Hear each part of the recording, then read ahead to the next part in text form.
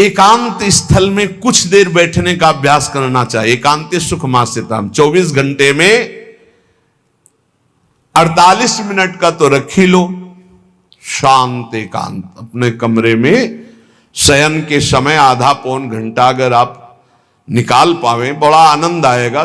24 घंटे आप सेवा दिनचर्या में लगे, आधा घंटे निकाल लो या 48 मिनट शांत बैठ जाओ। बिल्कुल कोई माला नहीं, कोई क्रिया नहीं, बिल्कुल आप इस बात को देखना करके शांत बैठो। पहले बैठ जाओ। अब देखो आपका मन कहां है, तत्काल देखिए। जो ही शांत बैठे, अब है कहां? जो सामने रूप आ रहा है, चाहे वो वस्तु हो, व्यक्ति हो, स्थान हो, उसमें तुम्हारी ममता है, उससे तुम्हारा संबंध है। वस्तु, व्यक्ति, स्थान, प्रभु आ रहे हैं कि संसार का कोई वस्तु, व्यक्ति, स्थान आ रहा है? यदि कोई संसार का वस्तु, व्यक्ति, स्थान आ रहा है तो तत्काल उसमें भगवत भावना करो, या वहां से हटा के तत्काल अपने गुरुमंत्र में लगाओ। शांत एकदम बैठो। अब उस समय जांच करो कितनी बार किसका रूप आया। प्रभु का कितनी बार आया, संसार, और जिसका जितनी बार आए उससे अधिक नंबर देखिए कि 5 बार तो उस पुरुष का आया, 5 बार उस स्त्री का आया, और एको बार प्रियाजू का नहीं आया। इसका मतलब अभी प्रियाजू में हमारा मन नहीं लगा, अभी यहां स्त्री पुरुष में, वस्तु में, व्यक्ति में, स्थान में लगा। जांच करो और हृदय में पश्चाताप करो। धिक्कार है, इतना समय हो गया, एक बार भी प्रियालाल का रूप नहीं आया। यही सांसारिक रूप आ रहे हैं, ये सांसारिक वस्तुएं आ रही। धिक्कार है हमारे मन को, धिक्कार है हमारे जीवन को। ये हम आपको आंतरिक बात कह रहे हैं। पूज्य भाई जी महाराज, जिस समय मन को धिक्कार दिया जाता है, जलन होती है, जब जलन होती है तो निर्मल होता है, निर्मल होता है, निष्पाप होता है, मल भस्म होता है। जो ताप अंदर मन में होता है प्रायश्चित का, उससे अब बार बार सामने आपको जो गुरुमंत्र मिला है उसको लिखिए। कोई माला नहीं, बहुत आराम से, कोई जल्दीबाजी नहीं, 1 मिनट में एक बार लिखेंगे। यहां कोई संख्या हम नहीं बोल रहे, यहां कोई आपको नहीं कि 108 बार करना है कि 50 बार करना, 5 बार करो केवल। हम कह रहे 5 बार आराम से लिख रहे हैं। शांत बैठे, खूब आराम से, बढ़िया रा, बहुत बढ़िया धा, राधा, राधा, रात। आप देख लीजिए अब ये भाग जहां रहा है, पकड़ो कहां भाग के जा रहा है। इस वस्तु से क्या संबंध है, इस व्यक्ति से क्या संबंध है, कितनी बार इसको छुआ है, देखा है, भोगा है, मिले हैं, सूंघा है, कितनी जन्मों में। धिक्कार तुझे मन, जो तू राधा नाम को छोड़कर, प्रियाजू के इस अमृत में नाम को छोड़कर भाग रहा है। फिर उसे लाओ नाम में, फिर लाओ नाम में। आप देखिएगा एक दिन उसी रा और धा के बीच में प्यारी जो और प्यारे जो मुस्कुराते दिखाई देंगे। देख लेना, एक समय 24 घंटे में ऐसा निकालो जिस समय आप अपनी अंतःकरण की वृत्ति को बार बार बाहर जाते हुए घसीट कर अंतर में लगाओ। हर समय साधन में लगे हो, लेकिन एक समय इतना साधन कर, जो गृहस्थी में हम कह रहे 10 मिनट शुरू करो भाई, 10 मिनट से 10 मिनट शांत होकर बैठ जाओ। 10 मिनट बैठने में क्या परेशानी। उस समय जांच करो, जहां जहां मन जाए वहां से हटाकर नाम में लगाओ। बार बार सुंदर स्वर्णिम अक्षरों से नाम लिख रहे, रंग बिरंगे अक्षरों से, रा और रंग से, बड़ी आ की मात्रा और रंग से, धा और रंग से, बड़ी आ की मात्रा और रंग से, ऊपर के ऐसे खेलो, मन को खिलाओ, राधा नाम में खिलाओ, डुबाओ इसमें। आप देख लेना, हमारी बात को समझ लो। केवल ये वो बात कह रहे हैं जो आपको प्रियाजू के रूप के ध्यान में डुबो देगी। यही राधा नाम रूप प्रकाशित करेगा। तेरो रूप कहत नहीं आवे, सी हरिवंश कछुक जस गावे, वो रूप ये प्रकाशित कर देगा। तो कह रहे शून्य स्वेवाव काशेषु, एकांत स्थान में जहां आपको विक्षेप न पड़े। ऐसी वृत्ति के समय अगर आपको कोई शोरगुल सुनाई दे रहा हो, आपका अभ्यास दृढ़ नहीं, तो एक रुई को ऐसे कपड़े में करके, महीन कपड़े में 2 बना लो, ऐसे लगा लो, कान में लगा लो, आवाजें नहीं जाएगी। अब ध्यान करो, देखो साधन की प्रणाली। और जब अपने साधन की बात होती है ना, तो आप हजारों अलग अलग आवाज करो तो हमें बस इतना समझ में आएगा कि चिड़ियां चहचहा रहे हैं। आवाजें निकल रही, हमारे लक्ष्य में कोई अंतर नहीं पड़ने वाला। और अगर डूबना हो गया तो आवाज भी खत्म, श्रवणेंद्रिय होते हुए भी शोरगुल नहीं सुनाई देगा। पर प्रारंभिक दशा में ऐसा चाहिए। अगर आपको बार बार विक्षेप हो रहा हो, विक्षेप तो इतना कि घड़ी का टक टक भी बर्दाश्त नहीं होता, मन है ध्यान में बैठे ना, वो पहली बार एक खिड़की खुला है, खिड़की खुला है, खिड़की, अब उठो पहले खिड़की बंद करके आओ। ये इसको बैठते ही देख लो कि कोई ऐसा प्रश्न तो नहीं कर रहा कि अमुक कोई बात हो, उसको निपटा दो पहले। हम सबसे पहला काम करते थे, अगर राधा वल्लभ जी के दर्शन करने जाने हो, हमें इत्र खरीदना, तो सबसे पहला काम हम इत्र खरीदेंगे। क्यों? ये दर्शन नहीं करने देंगे, इत्र खरीदना है। बार बार कहेगा इत्र हमें दर्शन में नहीं डूबने देगा, तो पहले हम वो काम सब कर लेते थे जो राधा वल्लभ जी के दर्शन के बाद कर रहे हैं। अब दर्शन में तो केवल दर्शन।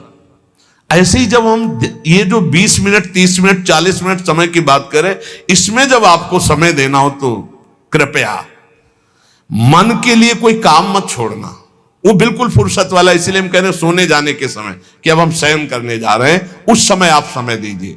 और अगर ये पहले ही बार में कह दे कि अमुक अमुक अमुक, तो तुरंत सुधार दीजिए, नहीं पूरे ध्यान में वही चलाएगा। वो बहुत बहुत ही विघ्नकारी रहता है जब तक निर्मल नहीं हो जाता। और जिस समय नाम पकड़ने लगता है, ऐसा आनंद आता है कि केवल रोने का मन करता है। आप इसको करिएगा जरूर, एकांत स्थल पे करिएगा। और जब ये करने में विघ्न करे तो कान में श्रवण होता रहता है, शोरगुल। तो ये हमने किया है प्रारंभ में, रुई में ऐसे, और एक महीन कपड़ा का बना के ऊपर कपड़ा से ऐसे और ऐसे खूब ठास के भर ले, अब आवाज ले जाएगी, अब अंदर राधा राधा राधा आनंद आएगा। ये प्रारंभिक है, ये आगे चल के इनकी जरूरत नहीं पड़ती अंतर्मुख होने पर। तो एकांत स्थल में जब इस तरह से साधना की जाती है तो उपासक का चित्त भगवदाकार होने लगता है। कह रहे हैं वही सच्चा सन्यासी है। वाग्दंड कर्मदंडश्च मनोदंडश्च ते त्रयः यस्यैते नियता दंडा सत्यदंडी महायतिः। श्री दत्तात्रेय जी महाराज कह रहे हैं वाग्दंड, जिसने वाणी को वाग्दंड मौन में स्थित कर दिया। वाग्दंड यही प्रपंच की वार्ता नहीं बोलनी, भगवद वार्ता केवल बोलनी। वाणी को दंडित करो, ये बहुत चटर चटर प्रपंच की बातें करती, नाम जपने में इसको थकान लगती है, प्रपंच की बातें करने में नहीं। इसलिए इसको मौन के द्वारा वाणी को शासन में रखो, या तो भगवत चर्चा या मौन। दूसरा कर्मदंड, जो सन्यासी होता है वो निष्कर्म अवस्था की तरफ बढ़ता है। प्रापंचिक कर्मों को करते हुए भगवान नाम स्मरण करके यदि कर्म समर्पण कर दिया जाए तो वही गति प्राप्त होती है। ये तो सर्वाणि कर्माणि मयि सन्न्यस्य मत्पराः। प्रापंचिक कर्म है, व्यापार नौकरी आदि नाना प्रकार के, लेकिन इन कर्मों को भगवत स्मरण करते हुए किया जाए, भगवत समर्पित कर दिया तो वही गति प्राप्त होती है जो निष्कर्म अवस्था तो प्राप्त सन्यासी की होती है। 3 दंड होते हैं, वाग्दंड, और एक होता है कर्मदंड, शरीर को निश्चेष्ट रखना, निष्क्रिय रखना, और मनोदंड, मन को निसंकल्पित रखना, कोई संकल्प न बनना। इसे संन्यास भाव को प्राप्त महापुरुष की अवधूत स्थिति तक पहुंचने का यह रास्ता है। वाग्दंड, कर्मदंड, मनोदंड, वाणी को मौन के द्वारा, शरीर को निश्चेष्टता के द्वारा निष्कर्म स्थिति के लिए, और मन को निसंकल्पता के द्वारा, कोई संकल्प न बनावे, ऐसा का ऐसा, ऐसा नहीं, जैसा प्रभु जब चाहे जैसा, हमारा कोई संकल्प विकल्प नहीं। वाणी से भगवत चर्चा, शरीर से भागवतिक कर्म, नहीं तो संसारिक विरत बहुकर्मा, निरत निरंतर सज्जन धर्मा। अब एक परम धर्म की बात का वर्णन कर रहे हैं। गृहस्थ धर्म में जैसे है, या जिनके पास बहुत अर्थव्यवस्था है, उनको चाहिए कि गौ सेवा से बहुत जल्दी शरीर पवित्र होता है, हृदय भी पवित्र होता है, और गोविंद भी प्रसन्न होते हैं। यदि गावः प्रदक्षिणेर कार्या वंदनीया ही नित्यशः मंगलायतनम दिव्याः श्रेष्ठास्त्वेता स्वयंभुवा। यदि गाय घर में पाली जाए या गौशाला खोली जाए और गौओं की सेवा की जाए। जिनके पास अर्थ है, भाव है, भगवान स्वयं श्री कृष्णचंद्र जी ने गौ सेवा स्वीकार की, गौवें चराई। गौओं की परिक्रमा करने से, जैसे आप प्रभु के बिहारी जी के मंदिर की 4 परिक्रमा करें तो जो फल आपको मिलेगा वही गाय की 4 परिक्रमा कर लें तो आपको प्राप्त हो जाएगा। गौ की प्रदक्षिणा से, गावः प्रदक्षिणी कार्यावंदनीया ही नित्यशः, जो रोज गाय को प्रणाम करता है और गाय की प्रदक्षिणा करता है तो भगवत प्रदक्षिणा का उसे फल प्राप्त होता है। जहां गौएं विराजमान होती हैं वो बड़ा पवित्र दिव्य तीर्थ स्थल माना जाता है। गौएं जहां विराजमान रहती, गौशाला में भजन करे तो कई गुना बढ़कर के प्राप्त होता है। स्वयं ब्रह्मा जी ने गौओं को दिव्य गुणों से विभूषित बनाया है। अप्यागाराणि विप्राणाम देवतायतनानि च यद गोमयेन शुद्ध्यंतिम किम ब्रूमो हृदिकम ततः। गाय के गोबर से जहां लेपा जाता है वहां जिस देवता का आवाहन करोगे वही देवता आकर विराजमान हो जाएगा। अपवित्र भूमि में भी यदि गाय के गोबर का लेप कर दिया जाए तो परम पवित्र मानी जाती है।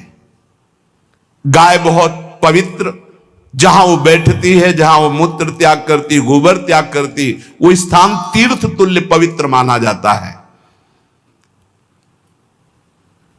भगवान जब गाय के पीछे पीछे चलते तो गोरज उड़कर उनके मस्तक पर विराजमान होती, उनके मुखार बिंद पर विराजमान होती। बाल गोविंद के अनिष्टों को दूर करने के लिए गाय के पूंछ को उनके ऊपर से झाड़ा देती थी मैया। जब गुरुमंत्र वैदिक सिद्धांत से दिया गया था पहली बार तो पंचगव्य पिलाया गया था। गोमूत्रम गोमयम क्षीरम दधि सर्पिस तथैव च गवाम पंच पवित्राणि पुनंत सकलम जगत।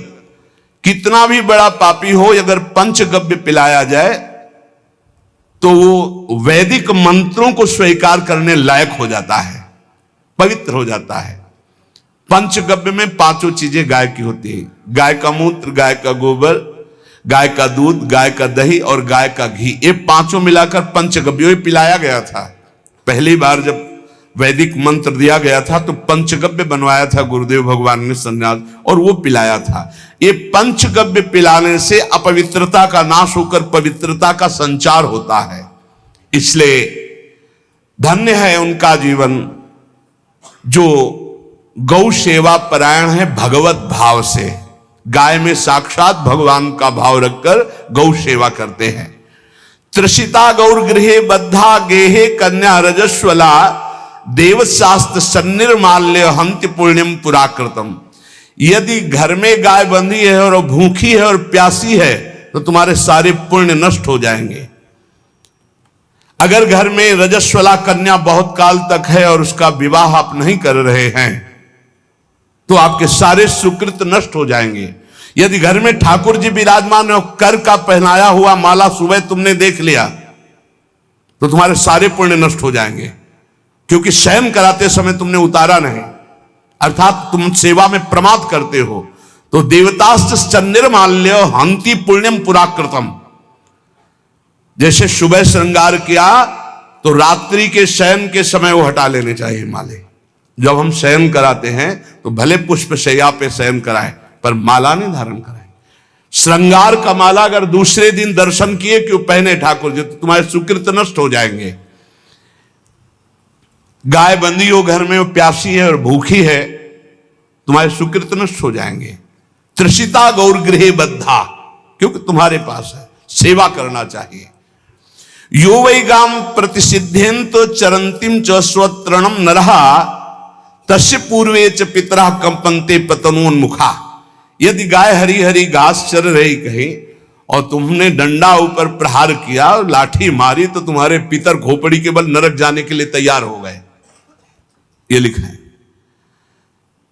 चरंतिम स्वम तृणम नरहा तो तस्य पूर्वे च पितरा कंपन्ते पतनोन्मुखा। इसीलिए क्या भारत से कहीं किसी की तुलना हो सकती है, जहां गौ को माता की पदवी दी गई, जहां गौ को हम आराध्य देव के रूप में मानते हैं, आराधना करते हैं। गौ रक्षा, गौ सेवा, ये बहुत बड़ा इसमें छुपा हुआ है। स्वयं भगवान अवतरित होकर गौ रक्षा, जब गाय के रूप में पृथ्वी रमाती तो भगवान का अवतार हुआ है। बड़ा विचित्र समय आता चला जा रहा है कि अब आधुनिक यंत्रों की ऐसी सेवाएं हो गई बड़ी बड़ी कि अब ना बैल की जरूरत है, और ऐसे दूध की महंगाई बन गई कि अब देसी गाय 2 लीटर 3 लीटर 4 लीटर, और ऐसी ऐसी कि 20-20 25-25 लीटर दे तो कौन देसी गाय को।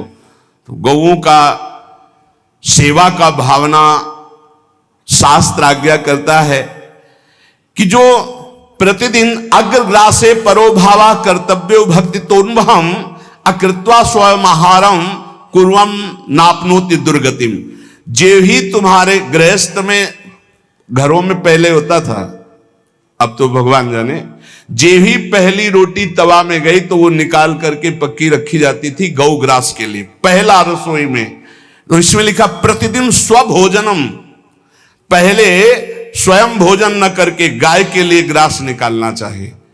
तो जिनके पास अर्थव्यवस्था, जो गृहस्थ धर्म में है या जिनके पास अर्थ है, कुछ रोज 1 रुपया निकालो। हम कह रहे रोज निकालो तो महीने में 30 रुपया होते, 30 रुपया में एक गाय को हरी घास तो एक टाइम पवा ही सकते हो ना, बहुत नहीं है तो 1-1 रुपया निकाल के अगर एक गाय को चारा दोगे तो एक बार का भोजन तो हो ही सकता है। 30 रुपया में हरी घास जाकर के उसके एक बार तो पवा दोगे ना। अग्रग्रासे परोभावा कर्तव्य भक्ति तोन, हम भक्ति पूर्वक गाय को 1 ग्रास भोजन में 1 रोटी तो निकालना चाहिए गाय के लिए, ऐसा शास्त्र आज्ञा कहता है।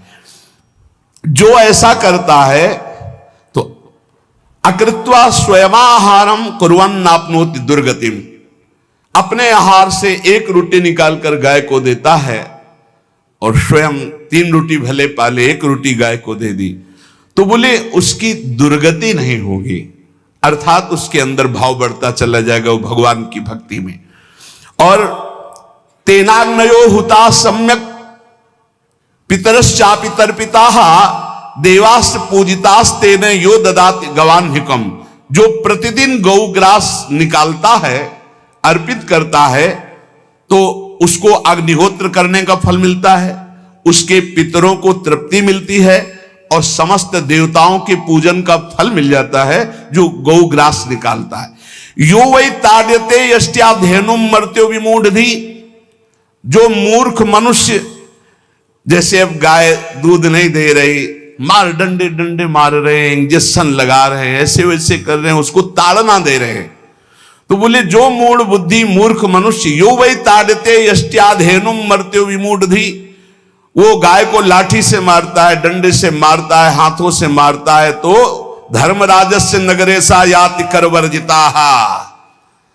धर्मराज जी पहले अपने नरक में ले जा करके उसके कहते थोड़े थोड़े तिल तिल करके पहले इसके हाथ काटो, मरना है नहीं वहां, अब आराम आराम से थोड़े थोड़े पहले हाथ वर्जिताहा, इन्हीं हाथों से गाय को मारा था ना, तो ऐसे थोड़ा थोड़ा काटा जाता है उसके हाथ, कर वर्जिताहा, उसके दोनों हाथ काट करके थोड़े थोड़े। यो वै दंसान वार्यति तस्य पूर्वे कृतार्थ काहा नृत्यंत सवादिस्मास्तरिष्यति भाग्यवान। जो गौ के शरीर को स्नान कराता है, गौ के शरीर को कीट आदि से मच्छर आदि से रक्षा करता है और खूब अच्छा अच्छा पदार्थ गौ को, केवल दूध के लोभ से नहीं, ये हम गौ सेवा की बात कर रहे हैं, ये कि नहीं 10 लीटर दूध देती तो हाथ फेरो, जब दूध नहीं देती है तो चारा भी ठीक से नहीं दे रहे, और उसके ये स्वार्थी हो, गौ सेवा का बात नहीं, वो दूध का लोभी केवल व्यापार की बात करता है। गौ सेवा का तात्पर्य है गौ सेवा, केवल खूब बछड़े को पिला दिया प्रसाद रूप से जो दूध मिला उसका अपने सेवन की, वो बात तो अलग है।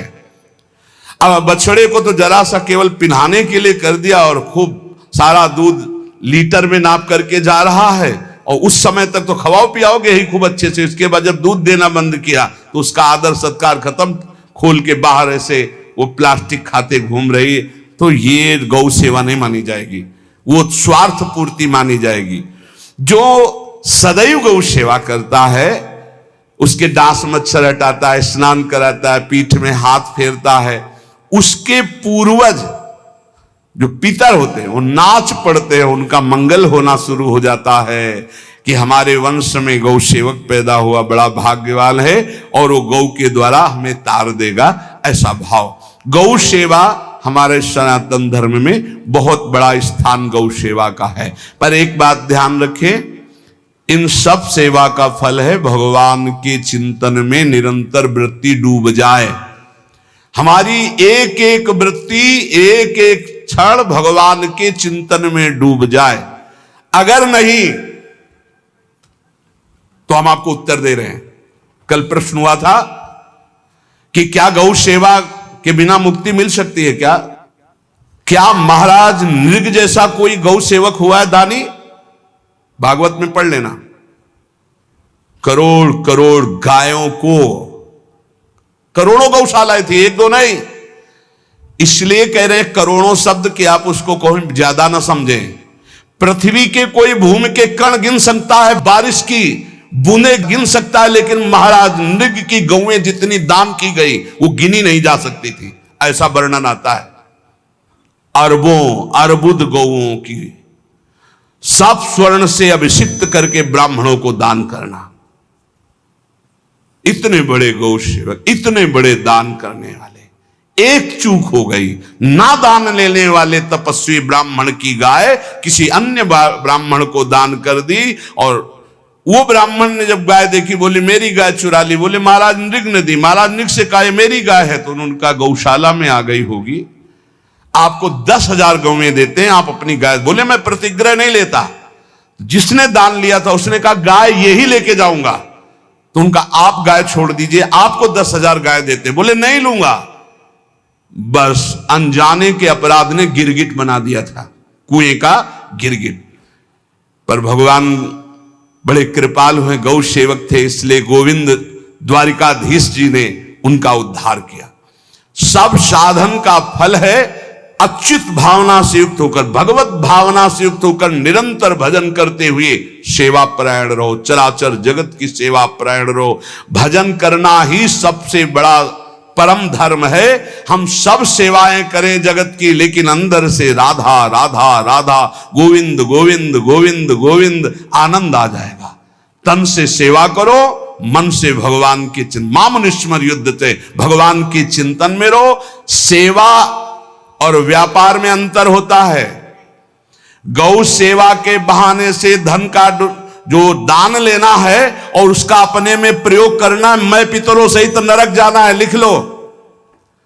गौ सेवा के बहाने से दान लेना और उसका अपने परिवार के सुख में पैसे का प्रयोग कर देना या अपनी वासनाओं की पूर्ति में लगा देना। आया गौ सेवा के लिए और आप प्रयोग कर रहे हैं गाड़ी घोड़ा नाना प्रकार के सांसारिक भोगों में, तो लिख लो पितर सहित तुम्हारे नरक जाएंगे, क्योंकि गौ सेवा के लिए आया है।